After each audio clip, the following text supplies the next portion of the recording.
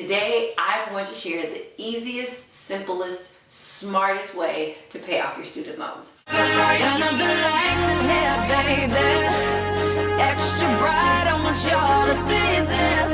Turn up the lights in here, baby.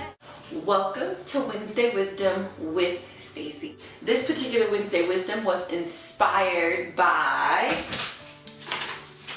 this wonderful letter that I got in the mail. This letter states, I'm going to read it because I'm very excited about this letter. It says, Dear Stacy, enclosed is a copy of the promissory note for the Perkins loan you paid in full. Essentially what that letter says is that one of the 7 student loans that I have that I took out to fund my very expensive, very private college education is now paid in full. And I cannot begin to tell you the amount of satisfaction, happiness, and just excitement I have about being able to take care of this particular student loan and being able to pay off one of my student loans. But the point of this Wednesday Wisdom is because I want to give you the simplest, easiest, smartest way for you to be able to pay off your student loans. And I have 3 steps. The first thing that you have to do is pay your minimum payment on time. I think because it's a student loan and we have bought into this idea that we will have our student loan debts for the entirety of our life, we sometimes don't pay the minimum payment on our student loan or we don't pay it on time, and we assume that because this is a particular debt that's going to be in our lives for a long period of time that it's not going to affect us as much. But the thing of it is that when you chronically make late payments, you become a late payment maker. And when you become a late payment maker, you become a skip payment maker. And when you become a skip payment maker, you become a no payment maker. And if you're not making payments on your student loans, you are not getting rid of your student loan debt. And because our consequences are not as high for delinquency on our student loans, we have a tendency to let those go by the wayside. But if you want to pay off your student loans and you want to do it in the simplest, easiest, smartest way, start by paying your minimum payment on time. So the second thing that you want to do is pay a little bit extra.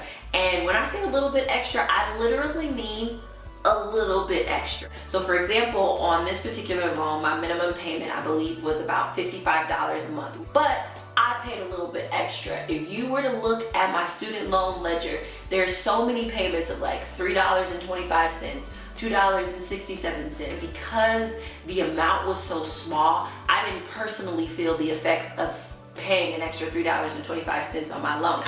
It didn't feel like it came out of a big chunk of my budget. It probably feels a little bit weird, but I am willing to feel a little bit weird to get my loans paid off. And if that means that my ledger looks like I'm depositing money onto my student loans that I got from a tooth fairy, so be it. The loan is paid off and I am a much happier woman because of it. So I encourage you to pay a little extra and let it be a little extra. If you paid $1 extra a day, that is an extra $30 on your student, $30 to $31 on your student loan payments every single month. That adds up. And 3, create a trigger with some other thing that you're already spending money on daily. So for example, Susie Orman always says, you spend $5 a day on a latte, stop buying your latte, add that money up, and then put it on your student loan at the end of the week. Well, it's really hard for me to think about putting an extra $25 on my student loans, even though I spend $5 a day on a latte.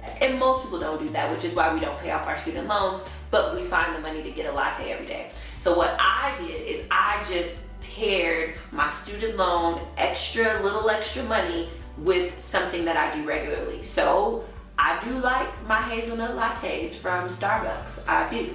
And it is about $4.75. So every time I get a $4.75 latte from Starbucks, that day or the following day, I have to put $4.75 on my student loans.